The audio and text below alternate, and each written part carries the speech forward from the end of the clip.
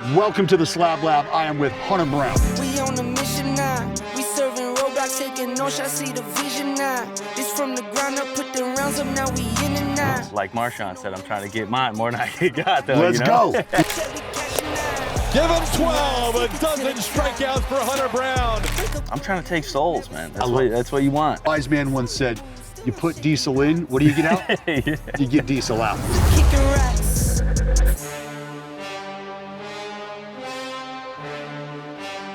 You have burst on to this scene, but I think one of the most intriguing parts for me was where you landed, whose lap you landed in, because there's a right-hander by the name of Justin Verlander. Yeah. I just want to touch on real quick what that was like entering the room with a guy that you may have never thought, I'm going to be teammates with this dude, but here we are.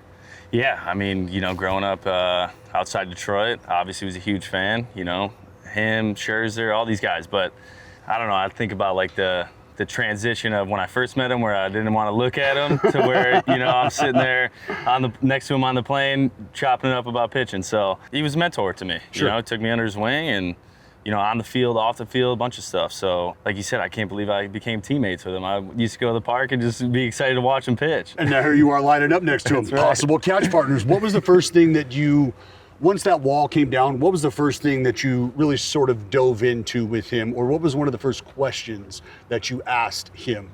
Yeah, I tried to just kind of take a back seat and watch for a little while before I really talked to him. But then I really was just curious about his preparation. For so long, he threw 100, he had a banger, like he was just better, Sure, right? And sure. then, over 20 years, you got to make some changes, You got to adjust. Yeah, so I was more so interested to see how he kind of went about that, how he dove into a lineup to prep for it. So that was my first thing. How long are you looking at guys? Are you looking at each hitter? Are you pulling righties into the same thing? Just lefties? Kind of how you go about that. Are you a video guy?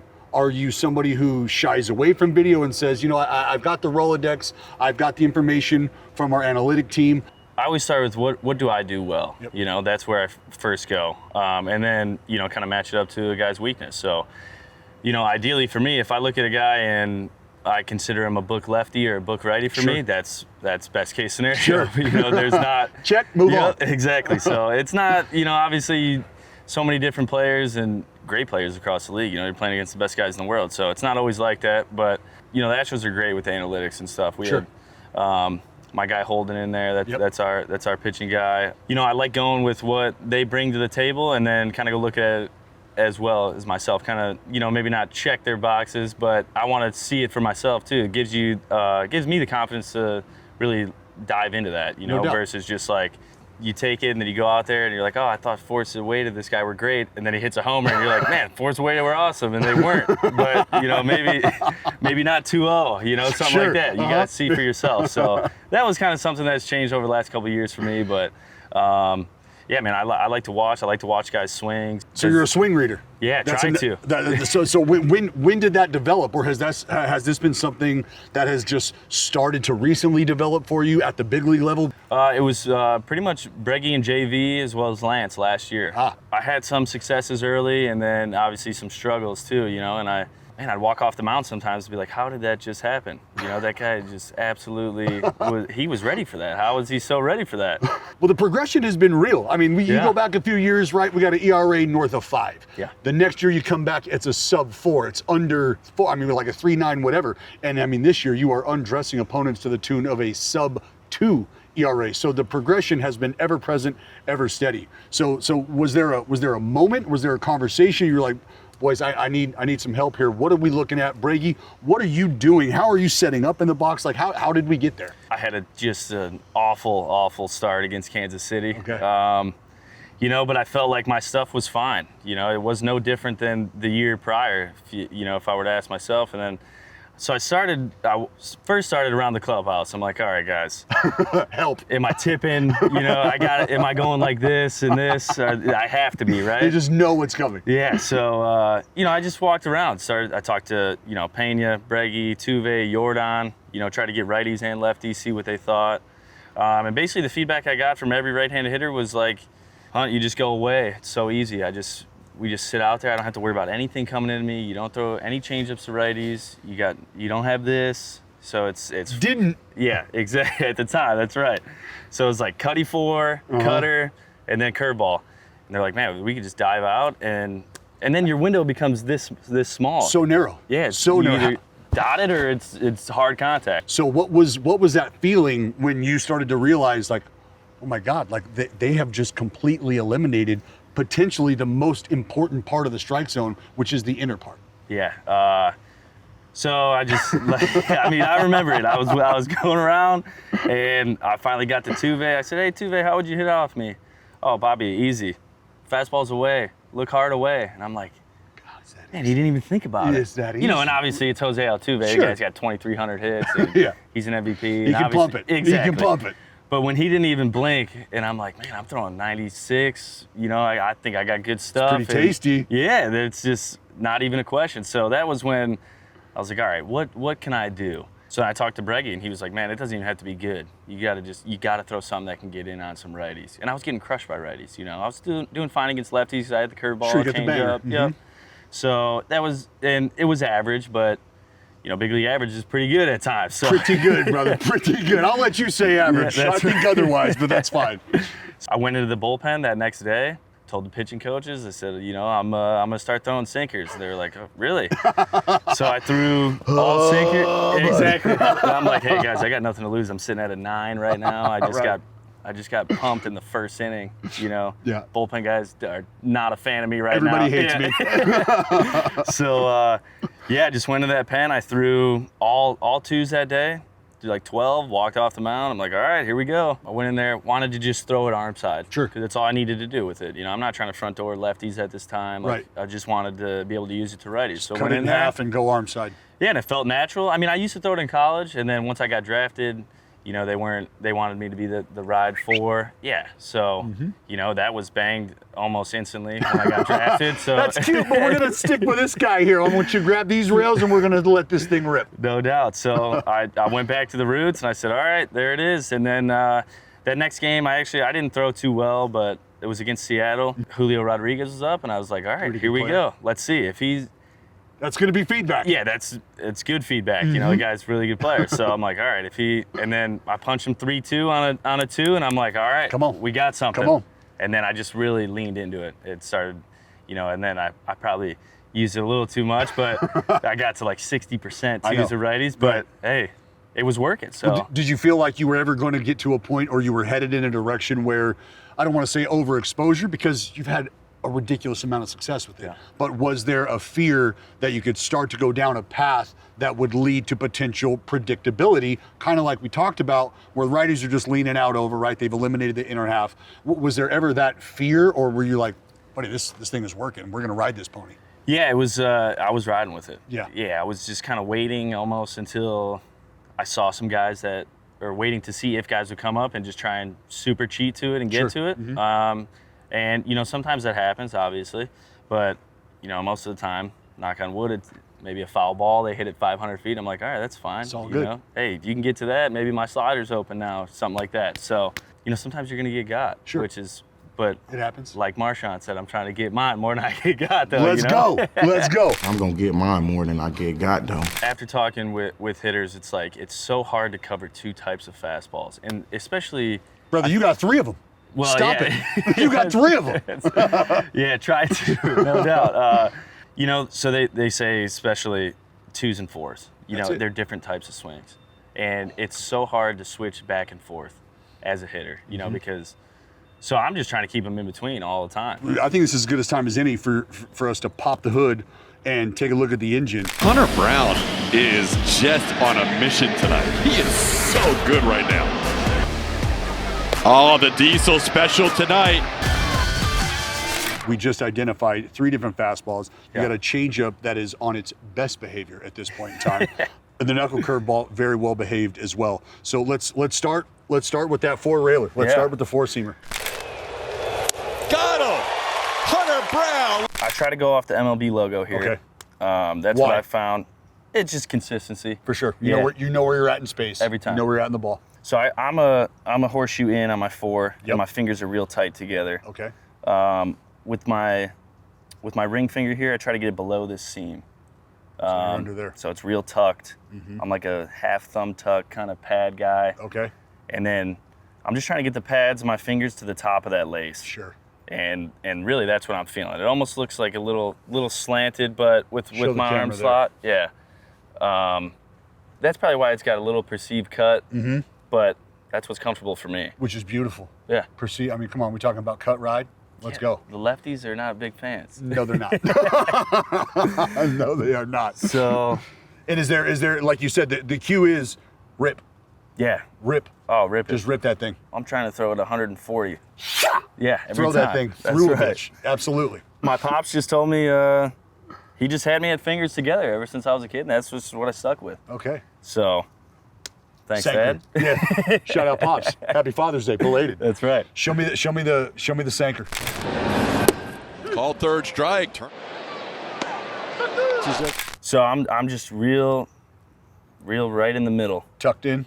Yep. Between and I the try rails. to. I mean, that's about as dead center as it gets. Sure.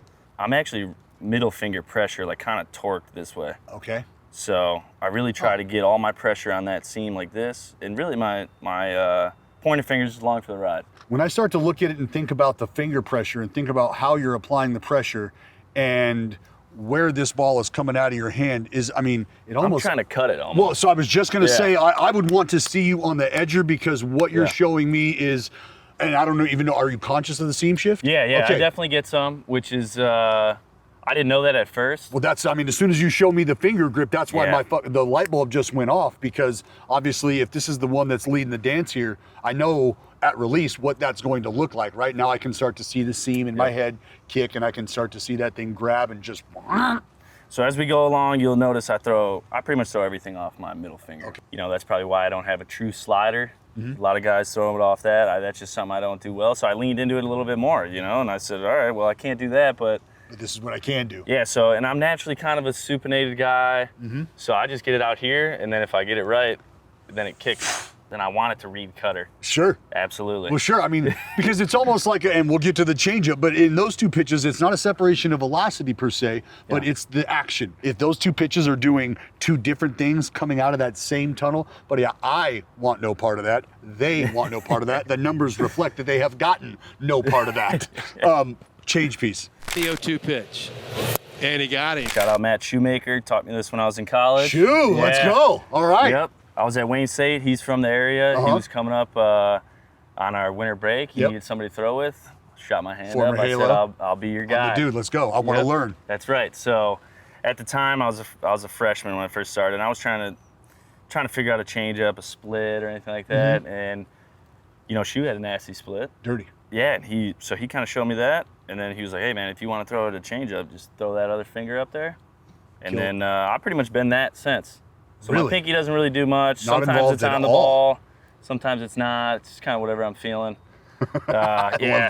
love that. I love that. Yeah, change up is something that I almost try to steer away from throwing program, because like when it's good, it's So you're throwing similar- it just like your fastball. and Sure. that's it. Yeah. So if you Same start whip thinking speed. about it too much, then you start running them way off the ditch. I actually went through that for probably 3 games in a row, where it was like I was throwing middle, or in the right-handed batter's box. I'm like, all right, I gotta chill. I gotta bang this. Yeah, I just need to. All right, it's change-up time. Let's go. So that was different, but this is underneath this seam, so it's like a split change. Sure. And then my But my you're a middle little- finger's on this seam right here, and then I'm trying to just get this middle finger to kick it this way. Yep. Get that side. So have you thought about, I mean, because what you start to see is that baseball turn in guys' hands, and Yeah. then you start to see that middle finger creep up a bit, right? To really emphasize that kicking of the seam, but you haven't gotten quite there yet. You're comfortable No. with just laying that thing down. Yeah, so I throw pretty cross body.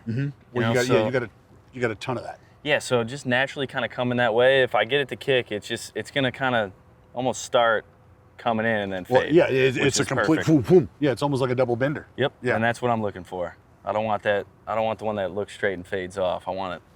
Yeah. Back again to the perceived cut, Yep. and then that thing just fucking takes. We're just trying to trick people. Oh, yeah. I think so, my friend. I think so. Magician school is in session. That's right. Take me to the banger. Pretty good curveball coming out of the hand of Hunter Brown. Knuckle curve just like this.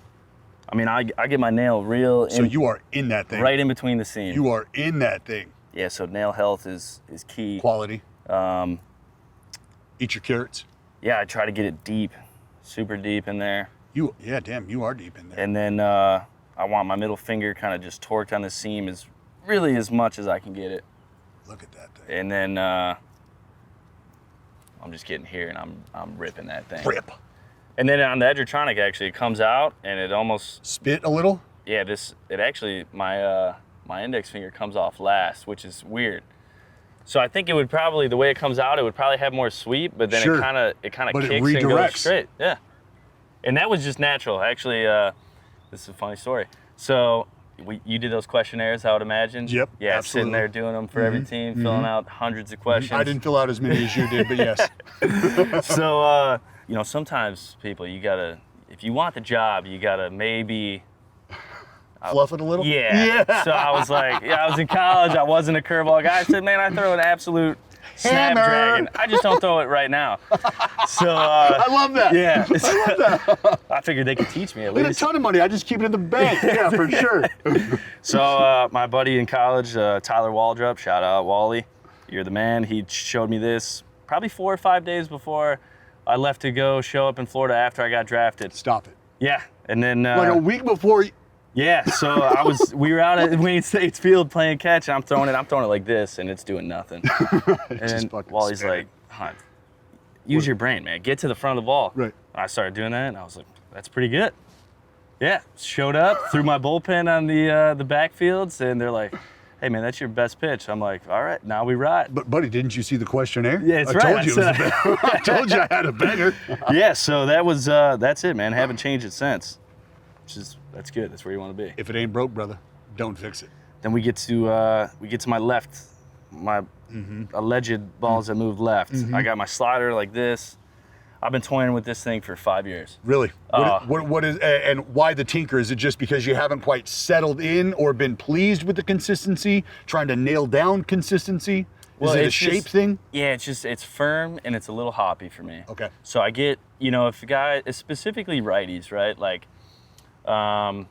there's plenty of different sliders out there.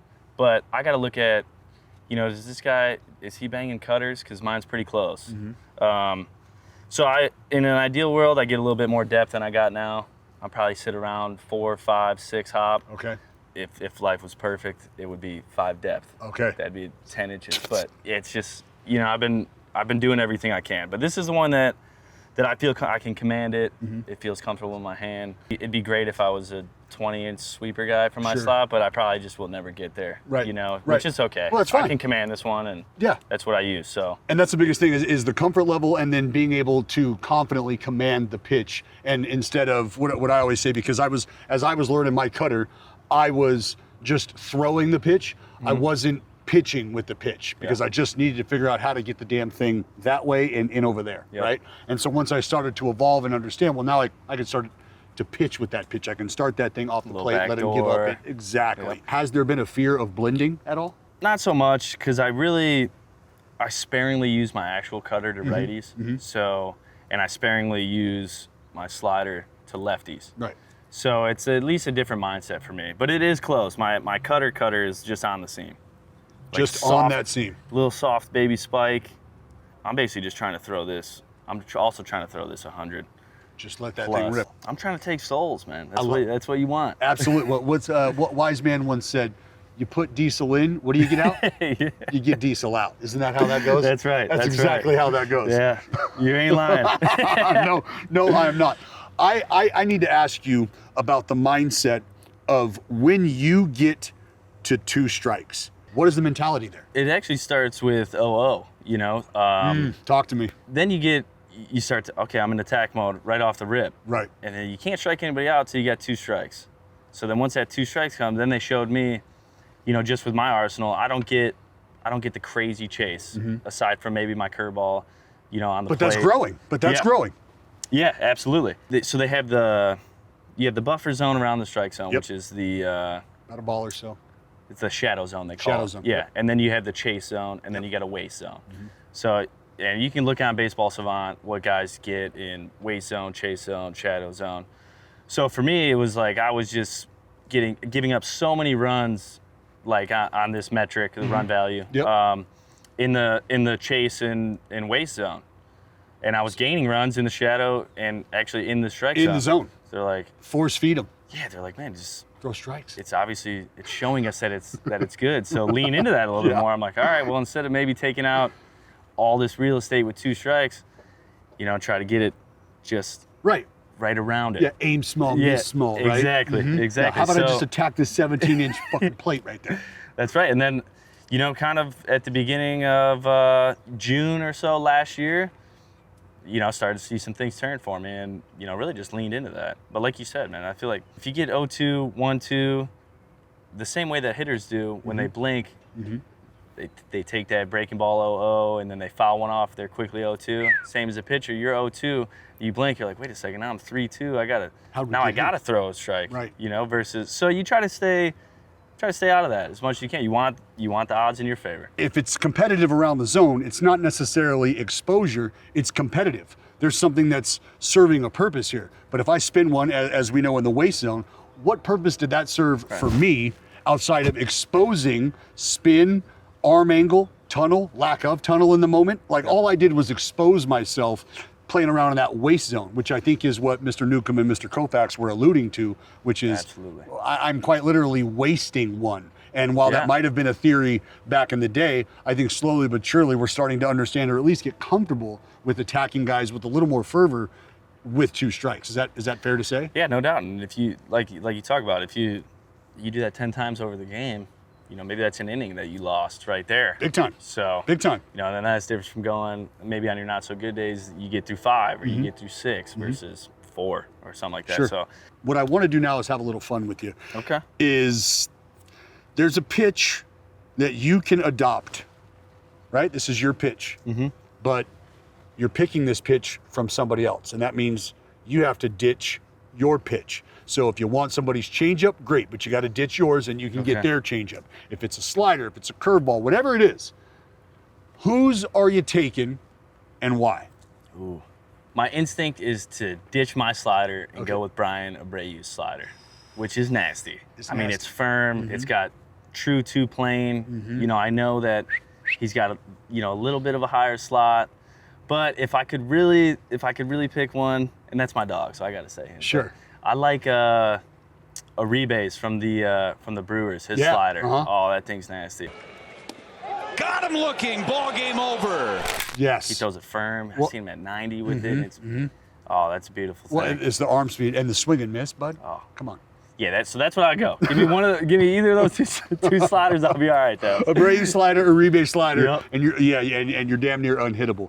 Who was the guy on the wall for you outside of, or maybe it is still Justin Verlander, but who was the dude who, as you were growing up, you said, this is the route that I want to go. This is the dude that I can follow in these footsteps. I can do this. I love Miguel Cabrera, man. Miggy. Oh, he's the best. Bro, one of the toughest at bats ever. I never got the chance. He was on the Tigers when I pitched against him. He wasn't in the lineup that day, so I'd say I'm a little jealous of you, but Sure. I'm gonna sleep just fine at night knowing that Buddy, I didn't have hey, to face him. One of the greatest moments of my life was getting a call 2 inches down, 2 inches in off the plate. I was trying to trick him, right? Sinker, trying to bring it back in off the plate, and he just spit on it, and I got the hee-haw, and I swear to God, I got the call, and I like giggled a little bit. I probably giggled out loud. I was like, oh. Thank you so much. Oh my God. Like, thank God he did not swing, because if he did, he probably would have shot me out the bark man. the other way. He was so good at that. Such a freak, man. Oh. Such an absolute freak. One of the best. We had a favorite yard to pitch in? It was Oakland Okay. and it was Tampa. When you're on the mound, you felt so close to the plate. Sure. At least I did. Like the way that the backstop was, I felt like I was right there. Like you said, it's dark. You got the weird colored roof. I'm like, oh, this is perfect. This is different. The most ideal to spin a ball and throw it where you want to. And I loved it. And then Oakland, there was so much foul territory. Yeah, buddy, talk to me. Oh, that was beautiful. You blow a dude up. Usually it's in the stands, and then you got your first baseman, third baseman running over there. Thank you very much. It's a place that I called home, and a place that, because of that expansive foul territory, feels like I'd have had a couple years of my big league life shaved off that if I was pitching in any different park. If there's one at bat that you could cue up right now, you and him, mano a mano. Diesel versus Diesel. Give me David Ortiz. Poppy! Yeah. Poppy! I was a Red Sox fan when I was a kid. Let's go! Oh, man, he did. You know, and then when I was a Tigers fan too, Sure. he burned my Tigers. Uh-huh. So I liked the way he played the game, the way he was in the box. It was a lot of, you know, it's like how you try to be on the pitcher. You want to intimidate guys. You want to let them know you're there. Presence. And I would just love to stand there and look at him and see what I got for him. Who's a guy that at this point in time, and this is not a fear factor, but this is a guy that you just, I can feel you. Like you step in the box, guys just have presence. Yeah, we see it. We see him a ton. It's Corey Seager. You know, he's my first guy I think of. He doesn't really get that excited. He doesn't show anybody up. Super even keel. Especially with the pitch clock. It's just like ball. He's right in there. He's standing there. He's ready to go. And you're like, all right, this guy. He's ready for it. Sure. You know, and he can damage you. Yep. You know, but he's a guy that when you get him, you feel good about it. You feel real good about it. That's a feather in the cap. That's Come on. right. That's Absolutely. Right. I've got him a couple times. He's got me though. He's probably got a couple balls over 110 off me, but.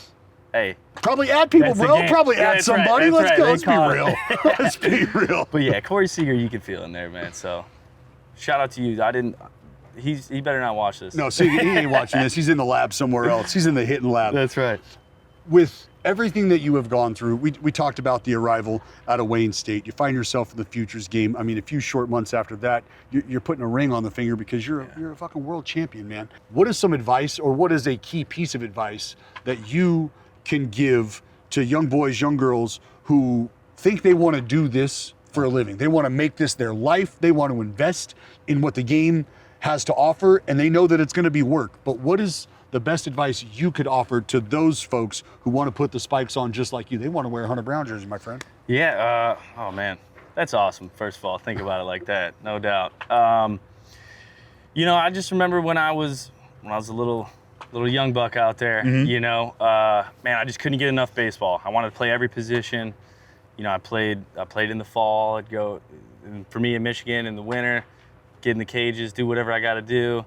And I play with myself against the wall, you know, just throw pitch into the imaginary strike zone or feeling ground balls off the wall. I just couldn't get enough of it, you know. I love to hear that, man. Yeah, when you first start, I think that, especially nowadays, everybody wants to get so, you know, honed in on one thing, whether it's, and now like exit velos and all these numbers are driving factors, you know. Sure. But I think that, man, what got me to this point was just how much I love playing. I like playing shortstop, third, first, outfield. You're an athlete, bro. You're an athlete. I enjoyed it. I really enjoyed it, and I felt like that made me a better player. Sure. And, you know, especially when you're young, just do it all and really dive in. If it's something that you like to do, man, get all you can of it. Love that. Exactly. Once you get older, then you can start saying, all right, maybe find a lane. You know, like me, I saw some upper 80s, low 90s. I said, man, I probably got a better chance of throwing that than hitting it. You know? Honesty. Yeah. Self-awareness. That's right. One of the best tools to have in the bag, to be self-aware. You know what? I lied. I do have one more question because you brought it up. Is there a metric that you have gravitated towards? Are there numbers, or again, not numbers per se, but just maybe a metric or metrics that when you're evaluating yourself or you're evaluating others, that you say, you know what, this is what I care about, whether it's in the bullpen, hey, I want to see, right, like, give me the efficiency. And I know that matters on certain pitches and it doesn't matter as much on others, but is there a certain metric that you have gravitated towards or that you started to value or prioritize maybe? Like just strictly in terms of like pitch shapes and stuff? Sure. Whether it's pitch shapes or it's, you know what, like first pitch strikes, because we all know that's the best pitch in baseball, right? But as far as whether it's, you know, overall a competitive factor or if it's a personal competitive factor. Yeah, so there's probably two that I look at. You know, it's we call it the race to two strikes. Yes. You know, how fast can you get to two strikes? Ideally, you want to do it in three pitches. You know, so I try not to beat myself up over if I miss a first pitch strike, you know, because I'm 2 pitches away or 1 pitch away from still being in it. You know, and especially if you're trying to avoid damage to certain guys and you just miss and you did what you wanted to do. First pitch strikes are great, but not, you know, I don't hang my hat on that. You know, I try to get to 2 strikes first. And then we have the kill percentage. Yes. You know, which is once you get to 2 strikes, how fast are you finishing that bat? Let's get rid of this dude. Yeah. Whether it's a ground ball, fly ball, punchy, whatever it is, let's get you out of there, get on to the next one. So those are the 2 things that I take pride in and try and focus on for sure. Well, I think the intent, I think the focus has led to exactly where we are at today. You are at or near the top of every important list when it comes to the dominance that we are seeing on the mound in our game today. You are one of the front runners in terms of how to go about it, whether it's the stuff on the fastball. I mean, we're talking about opponents hitting in the hundreds against the entire arsenal that you're featuring, basically. And so to have come from where you started to where you're at now, Hunter B, it has been a true joy to watch. I remember our first conversation years ago, man, and I told you then that I was so fucking excited for what was coming down the pipeline, because watching you work, I could just smell, I could see, I could taste the ferocity with which you approach the game. And I think folks that listen to this are only going to tap into that even more so. I'm excited for them to listen to it, and I couldn't have been happier and more pleased and more proud of what you've been doing, brother. It's been a fucking treat to watch. Keep slicing and dicing, my dude. Thank you, brother. I appreciate you having me. All What day. an awesome time. All day. Thank That's you. the Slab Lab with Here we Hunter go. Brown.